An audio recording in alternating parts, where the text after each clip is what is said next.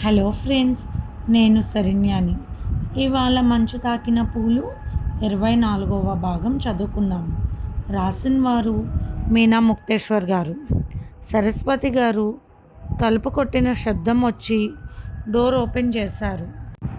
ఎదురుగా ఉన్న వ్యక్తిని చూసి ఎవరు మీరు అని అడిగారు. జీవన్ ఉన్నారమ్మా అన్నారు రవిశంకర్.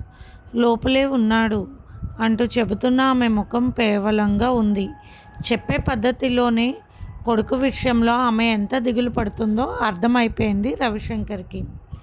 సూటు బూటు ఆయన వేసుకొచ్చిన కారు హంగామా చూసిన సరస్వతి గారికి జీవన్ వాళ్ళ బాస్కి సంబంధించిన వ్యక్తులేమో అనుకుంది. కూర్చోండి బాబు, పిలుస్తానంటూ ఒక రకంగా మొహమాటంగా లోపలికి వెళ్ళింది సరస్వతి. జీవన్ లెగరా ఒరే అంటూ లేపుతున్నారు సరస్వతి గారు. లే నో లేపకు, నేను నిద్రపోతూనే ఉండాలి. లెగిస్తే నా ముఖం నేనే అద్దంలో చూసుకుని ఏడవాలి అంటున్న కొడుకు మాటలకు కళ్ళు తుడుచుకుంటూ నీకోసం ఎవరో వచ్చారు లే బాబు అన్నారు సరస్వతి. కిటికీలో నుండి అన్నీ చూస్తూ వింటున్న రవిశంకర్కి తన కళ్ళ ముందు కనిపిస్తున్న బాధలన్నిటికీ కారణం తనే అన్నట్టుగా బాధపడ్డాడు మనసులో. లెగరా, ఎవరో వచ్చారు, ఆఫీసర్లా ఉన్నారు, నీకు ఉద్యోగం విషయం ఏమైనా చెబుతారేమో, వెళ్ళరా అన్నది సరస్వతి కళ్ళు తుడుచుకుంటూ. నాకు ఉద్యోగం ఏమిటమ్మా, ఎప్పుడో తీసేశారు, ఎవరిస్తారు, ఇచ్చినా నేను చెయ్యలేను, వెళ్ళు అంటూ పడుకున్నాడు. జీవన్ కదలకుండా ఉండిపోయాడు. ఒకరు వచ్చారని కానీ ఏమీ లేకుండా ఉన్నాడు అంటే అతను మత్తుగా తాగి పడిపోయినట్లు ఉన్నాడు. విచక్షణ తెలియని స్థితిలో ఉన్నాడు. ఈ మత్తు అన్ని రకాలుగా మనిషిని అధపాతాళానికి తొక్కేస్తుంది. అప్పటి వరకు బాగా ఉన్న సంసారం ఇలా అయిపోయింది అనడానికి తనకు తెలిసిన కొన్ని విషయాలకు సాక్ష్యం. తన స్నేహితుల ద్వారా మొత్తం అన్నీ కూడా ఎంక్వైరీ చేయించి తెలుసుకున్నాడు ముందే రవిశంకర్. సంఘవిపై అఘాత్యం జరగకముందు జీవన్ ఉద్యోగ విషయంలో కానీ సంసార విషయంలో కానీ బాగానే ఉన్నాడన్న విషయం క్లారిటీగా తెలిసింది. చేసిన తప్పు దిద్దుకుని తీరాలి అనుకున్న రవిశంకర్ లేపలేక బయటకు వస్తున్న సరస్వతి గారికి ఎదురు వెళ్ళాడు రవిశంకర్. అది కాదు బాబు అని బాధతో సిగ్గుతో తల వంచుకుని ఏమీ చెప్పలేకపోయారు సరస్వతి గారు. మీరు బాధపడకండి అమ్మా, నాకు తెలుసు జీవన్ గురించి అన్ని విషయాలు, నేను మాట్లాడతాను, మీరు వెళ్ళండి అన్నాడు రవిశంకర్. మిస్టర్ జీవన్ అన్నాడు రవిశంకర్ మత్తుగా. ఎవరు అంటున్నాడు జీవన్ కళ్ళు తెరవలేక. జీవన్, ఒకసారి పైకి లెగండి, గిరీష్ గారు మిమ్మల్ని కలవమన్నారు, అందుకనే వచ్చాను అన్నాడు రవిశంకర్. ఏమిటి అన్నట్టు కళ్ళు తెరిచి చూసి కొత్త వ్యక్తులో అందులో ఎప్పుడు చూడని ధనవంతుడిలా కనిపిస్తున్న రవిశంకర్ని చూసి కింద బోర్లా పడుకుని ఉన్న జీవన్ పైకి లేవలేకపోతుంటే కూర్చోండి అలాగే అన్నాడు రవిశంకర్. అతను అక్కడున్న కుర్చీ మీద కూర్చున్నాడు. గిరీష్ గారు ఎందుకు చెప్పారు నా గురించి, ఉద్యోగంలో నుండి తీసేశారు అన్నాడు జీవన్ మత్తుగా. ముద్దగా మాట్లాడుతూ ఆ విషయం నాకు తెలుసు, మీకు ఉద్యోగం ఇవ్వాలి అనుకుంటున్నారు అన్నాడు రవిశంకర్.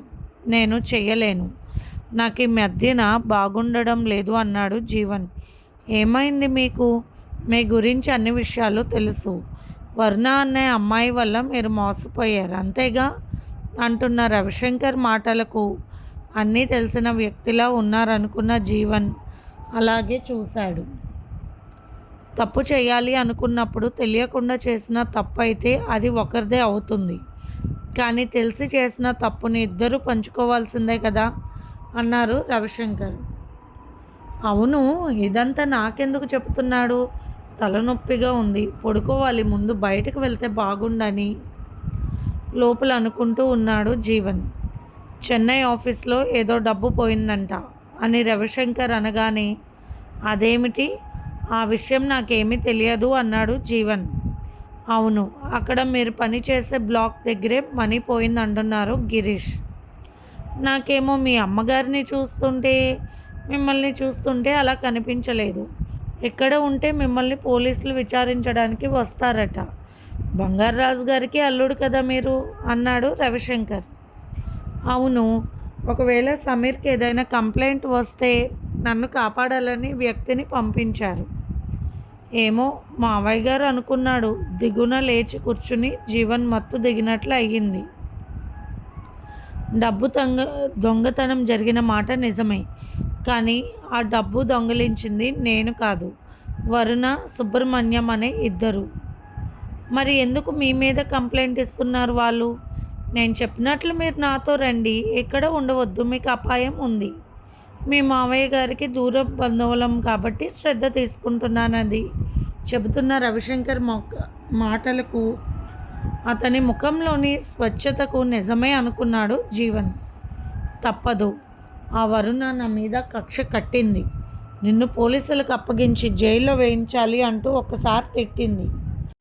ఆ తర్వాత డబ్బు దొంగతనం ఒకసారి చేసి ఇద్దరం సెటిల్ అయిపోవచ్చు అనుకుని ప్లాన్ చేసుకున్న రోజు తను అందులో చిక్కుకుంటానన్న భయంతో వచ్చేశాడు అని గుర్తు తెచ్చుకున్నాడు జీవన్. పైకి లేవండి, అసలు ఈ విధంగా ఉండడం ఏమిటి మీరు అంటూ మందలించాడు రవిశంకర్. మీరు చాలా చక్కగా పద్ధతిగా శ్రద్ధగా ఉండేవారని అందరూ అనుకుంటున్నారు. మీ మావయ్య గారు కూడా అలాగే చెప్పారు. కానీ మీరేమిటి ఇలా ఉన్నారు అన్నాడు రవిశంకర్. ఏదో మాయ కమ్మింది, అందులో మత్తు చుట్టుకుంది, అదే ప్రపంచం అయిపోయిందంటూ ఒక రకంగా నవ్వుతున్న జీవన్ ముఖం వైపు చూసి ఆ పరిస్థితికి కారణం నువ్వే అన్నట్లు తన చెంప మీద ఎవరో చెల్లున కొట్టినట్టు అనిపించి బాధతో విలవిల్లాడుతూ కాసేపు బాధపడ్డాడు మనసులో రవిశంకర్. ఇదంతా మీకెందుకు? మీరిప్పుడు ప్రస్తుతానికి ఇక్కడ ఉంటే ప్రమాదం, నాతో రండి అని రిక్వెస్ట్ చేశాడు రవిశంకర్. ఎందుకు నా మీద శ్రద్ధ మీకు అంటూ ఉంటే చెప్పానుగా, మీ మామగారికి మీ మీద శ్రద్ధ అని చెప్పి బలవంతంగా ఒప్పించాడు. ఒప్పుకునే ముందు నాకు రోజు మందు కావాలి, అది లేనిదే నేను ఉండలేనంటున్న జీవన్ వైపు చూసి సరస్వతి గారు, ఇంట్లో వస్తువులు కూడా అమ్మేస్తాడు, మంచి చెడు లేకుండా అయిపోయాడు, ఇంత కొద్ది కాలంలో ఇంత వ్యసనానికి ఇలా బానిసలా అయిపోయాడు, తెలియకుండా ఉన్నది అంటూ నెత్తి నోరు కొట్టుకుని బాధపడ్డారు. అదంతా ఏమీ లేదమ్మా, ప్రస్తుతానికి మీరు ఇక్కడ ఉండడం మంచిది కాదు, దయచేసి బయలుదేరండి అంటూ సరస్వతి గారిని ఓ పక్కకు తీసుకెళ్ళి మీ అబ్బాయిని త్వరలో హాస్పిటల్లో చూపించాలి, లేకపోతే చాలా డేంజర్ అని చెప్పాడు. అలాగే జీవన్ ఒప్పించి అక్కడి నుంచి తీసుకువెళ్ళాడు రవిశంకర్. నిజానికి ఇటువంటి విషయాలు పట్టించుకోవాల్సిన అవసరం రవిశంకర్కి లేదు, అలా పట్టించుకునే తత్వం కూడా కాదు అతనిది. కానీ చూస్తూ చూస్తూ తన వల్ల ఒక జీవితం నాశనం అయిపోయి తన కళ్ళ ముందు తిరుగుతూ ఉన్న సంగవిని చూసి ఆమె జీవితాన్ని సరిదిద్దాలనుకుని జీవన్ విషయాన్ని పట్టించుకున్నాడు. జీవన్ వ్యసనాలు తెలుసు, డబ్బు కోసం గిరీష్ దగ్గరకు సంగవిని పంపాలనుకున్న విషయము తెలుసు, అన్నీ తెలుసు రవిశంకర్కి. కేవలం సంగవి జీవితాన్ని బాగు చేయాలి, తన తప్పు కనీసం దిద్దుకోవాలి అన్న బాధ రవిశంకర్ది. కొడుకు ఆరోగ్య పరిస్థితి కోసం వెళ్ళాలని నిర్ణయించుకుంది సరస్వతి. ఉద్ధరించేదేమీ లేదు, అతనిని మార్చడం తన వల్ల కాదన్న విషయం ఆమెకు అర్థమైపోయింది. కొడుకు జీవితం బాగుపడితే అంతకన్నా కావాల్సింది ఏముందని మొండు ధైర్యంతో బయలుదేరింది సరస్వతి గారు.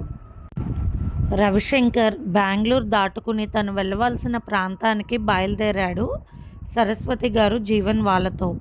అక్కడ ఒక ఆయుర్వేద చికిత్స నిలయం ఉంది. అతి పురాతనమైన వైద్య విధానాలతో ఆయుర్వేద వైద్యం అక్కడ లభిస్తుంది. ఆశ్చర్యంగా చూసింది సరస్వతి. ఇదేమిటి బాబు అని అడిగింది. చెప్తాను రండమ్మా అంటూ కారు దిగాడు రవిశంకర్. జీవన్ వెనక సీట్లో పడి నిద్రపోతూ ఉన్నాడు. దారిలో మధ్య మధ్యలో ఆపుతూ వారికి టిఫిన్ భోజనం ఇప్పిస్తూ చాలా జాగ్రత్తగా తీసుకొచ్చాడు రవిశంకర్. సరస్వతి గారికి చాలా ఆశ్చర్యంగా ఉంది. మేమెవరమని ఇంత శ్రద్ధ చూపిస్తున్నాడు, పెద్ద వయసునని తన దగ్గర పళ్ళు ఇంకా బిస్కెట్లు మంచినీళ్ళన్నీ తన దగ్గర ఉంచి మధ్య మధ్యలో అడుగుతూ శ్రద్ధ తీసుకుని వచ్చాడు. తన కొడుకు కూడా ఏనాడు అలా పట్టించుకునలేదు తనను. ఏ తల్లి కన్న బిడ్డనో ఎంత శ్రద్ధగా ఉన్నాడో అనుకుంది సరస్వతి.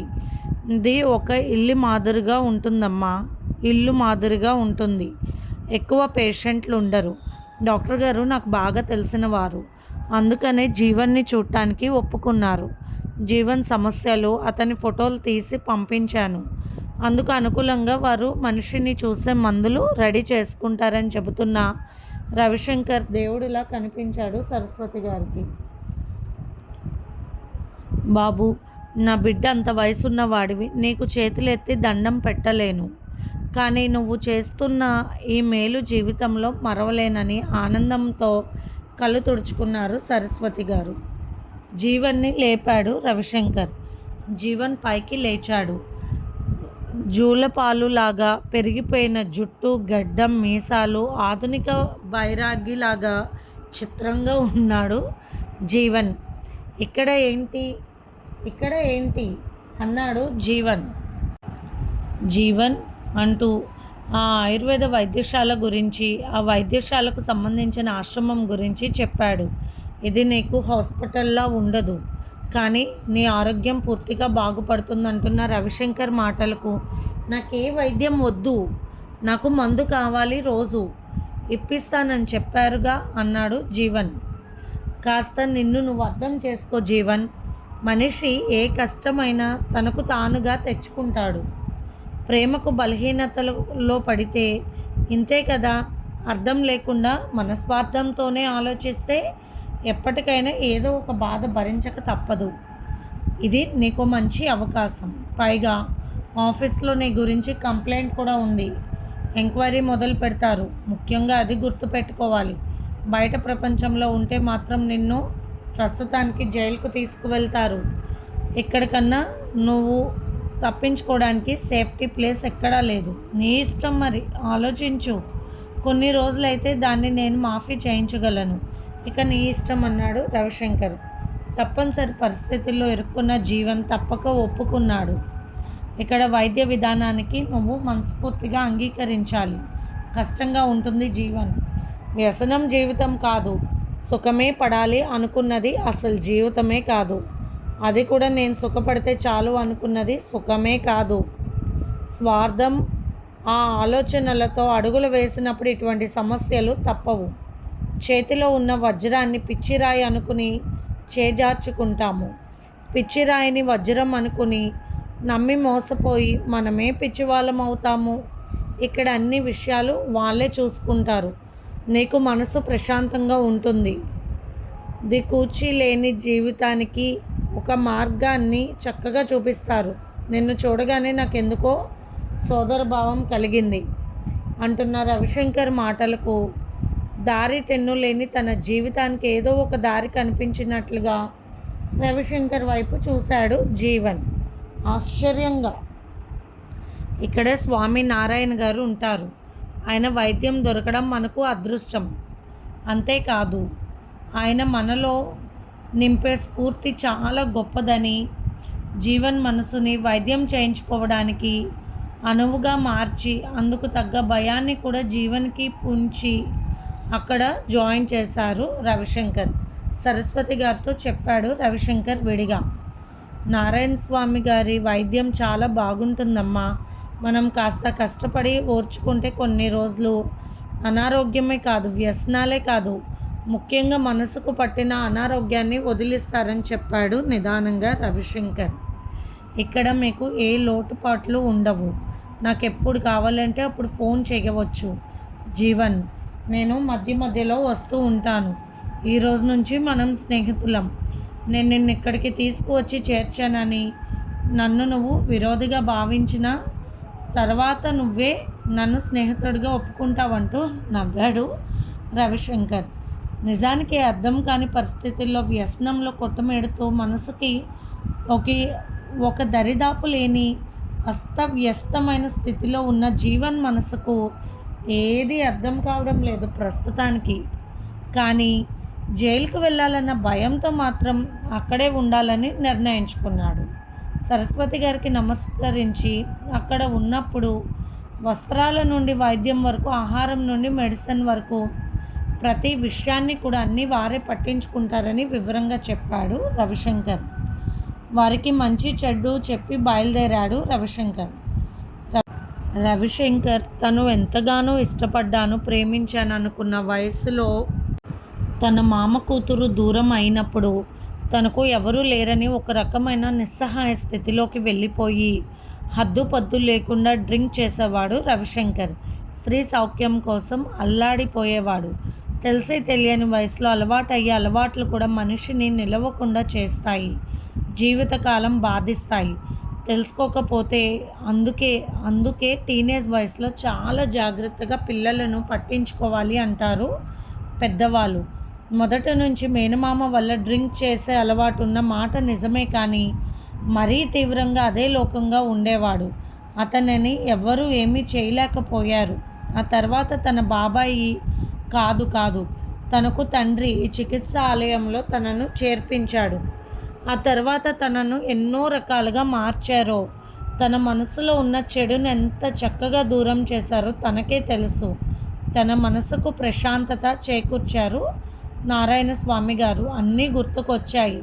మొదట్లో తను అక్కడ ఉండలేక గోడ దూకి పారిపోవాలన్నంత బాధపడేవాడు. ఆ తర్వాత ఆయన జ్ఞానం క్లాసులు చెప్పడం మొదట్లో ఆ క్లాసులు వినేవాడు కాదు రవిశంకర్. తర్వాత అతి కష్టం మీద తనను ఒక పసరు మందుతో కదలకుండా ఉండేలా చేసి బుద్ధి చెప్పేవారు నారాయణ స్వామి. అంతేకాదు, ఒంటికి కావలసినంత పని కూడా చెప్పేవారు. తినే తిండి కూడా మనకు ముందు నచ్చదు, కానీ ఒంట్లో ఉన్న రక్తాన్ని శుద్ధి చేసే తిండి మాత్రమే అందుబాటులో ఉంటుంది అక్కడ. పక్కన ఉన్న పేషెంట్ తరపు బంధువులను కూడా వారి ఆరోగ్యానికి తగ్గట్టుగా చక్కటి ఆహారాన్ని ఇస్తూ, వారి మందులు ఇస్తూ చాలా శ్రద్ధగా చూస్తారు. డబ్బులుగా తీసుకోరు. ఆ ఆశ్రమానికి ఏదైనా డబ్బులు డొనేట్ చేస్తారు. అలా ఆ ఆశ్రమం తన జీవితాన్ని మార్చేసింది. అందంగా అని అర్థం చేసుకున్న రవిశంకర్ మొదటిగా తనకు తానుగా వ్యాపారంలో లాభాలు సంపాదించాక 20 లక్షల రూపాయలు మనస్ఫూర్తిగా ప్రేమతో ఆశ్రమానికి ఇచ్చాడు. ఈ మధ్యలో స్వామినారాయణ గారు పెద్దగా వైద్యం చేయడం లేదని అనుకున్నారు, కానీ మళ్ళీ ప్రత్యేకమైన కొంతమంది పేషెంట్లను చూస్తున్నారని తెలిసేసరికి అదృష్టంగా భావించి ముందే అపాయింట్మెంట్ పెట్టాడు రవిశంకర్. ఆ పక్కనే ఉన్న నారాయణ స్వామి గారి ఆశ్రమంలోకి వెళ్ళాడు రవిశంకర్. చుట్టూ చెట్లలో ఎంతో ప్రశాంతంగా ఉంటుంది అక్కడ వాతావరణం. మధ్యలో దేవ వైద్యులు వారి విగ్రహం దగ్గర కూర్చుని ఎవరికో ఏదో చెబుతున్న నారాయణ స్వామి గారి రూపం సాక్షాత్ దైవ రూపంలో కనిపించింది రవిశంకర్కు. రవిశంకర్ అంటూ నవ్వుతూ పలకరించారు స్వామినారాయణ. ఆయనను చూడడమే సంతోషంతో ఆనంద బాష్పాలు వచ్చాయి రవిశంకర్కి. రవిశంకర్, నీ కళ్ళల్లో ప్రశాంతత కనిపించడం లేదు నాకు. ఏం జరిగింది అంటూ ప్రశ్నించారు. అక్కడ ఎవరూ లేరు. తన మనసులో మాటలు పూర్తిగా పంచుకుంటాడు స్వామినారాయణతో. అలాగే తన మర్దలితో తనకు ఉన్న సంబంధం తరచూ తనకి మర్దలతో కలవాలి అన్న తపన పెరిగిపోవడం, తనలో ఉన్న బలహీనతలన్నీ కూడా ఆ రోజుల్లోనే మొత్తం చెప్పేవాడు రవిశంకర్. అలా చెప్పేలా ప్రేమను చూపిస్తారు స్వామినారాయణ గారు. రవిశంకర్ నారాయణ స్వామి గారి దగ్గర కూర్చొని కళ్ళనీళ్ళు పెట్టుకున్నాడు. స్వామి, నాలో ఇంకా పూర్తి పరివర్తన రాలేదేమో అనిపిస్తుంది. మత్తుకి, స్త్రీ సుఖానికి పూర్తిగా కాకపోయినా కొంత లొంగిపోతున్నాను స్వామి అంటూ తల వంచుకున్నాడు రవిశంకర్. ఇందులో తప్పేముంది? నీ వయసు అటువంటిదే. కోరిక అనేది తప్పు కాదు, వ్యామోహంగా మారడం తప్పు అంటున్నా నారాయణ స్వామి గారి వైపు చూసి సంగవి విషయాన్ని చెప్పి తెలియకుండా నా కోసం వచ్చిందనుకుని ఆ అమ్మాయి జీవితాన్ని బలవంతంగా నాశనం చేశాను స్వామి. కానీ అది నేను తెలియని మత్తులో ఉండడం వల్ల జరిగింది. చెయ్యాలని చేయలేదు స్వామి అంటూ చిన్న పిల్లాడిలాగా ఏడ్చేశాడు రవిశంకర్. కావాలి అనుకున్నప్పుడు దాన్ని దక్కించుకుని తీరాలి అని మొండి స్వభావాలు ఎక్కువైపోయాయి ఈ రోజుల్లో. మీలాగా స్టేటస్ కలిగిన కుటుంబాలలో బాధ తెలియకుండా పెరిగిన వారిలో, లేక మానసికంగా స్థిరత్వం లేని వారిలో ఇటువంటివి జరుగుతూ ఉంటాయి. ఆ తర్వాత ఏడ్చి ఫలితం ఏముంటుంది రవిశంకర్ అన్నారు స్వామినారాయణ. సంగవి గురించి, తను చేసిన తప్పు గురించి, జీవన్ గురించి, ఇప్పుడు తను తీసుకున్న నిర్ణయం గురించి పూర్తిగా నిజం చెప్పేశాడు రవిశంకర్. అయితే ఇప్పుడు నువ్వు శిథిలం చేసిన కట్టడాన్ని మళ్ళీ కట్టాలని ప్రయత్నిస్తున్నావా అంటూ నవ్వేశారు స్వామినారాయణ. అవును స్వామి, నా వల్ల జరిగిన తప్పు అంటున్న రవిశంకర్ మాటలకు నవ్వుతూ ఉన్నారు స్వామినారాయణ గారు. ఎంత పిచ్చివాడివి రవిశంకర్, పసిపిల్లవాడిలా మాట్లాడుతున్నావు.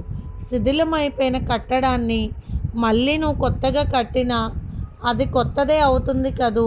శిథిలమైపోయినది ఎప్పటికీ తిరిగి రాదు. అలానే కోల్పోయిన శీలము రాదు. ఇక్కడ ఆమె భర్త రక్షించుకోలేకపోయాడు. నువ్వు నిజం తెలియక తప్పు చేశావు. మీరువురు చేసింది ఆమె పట్ల చాలా తప్పు.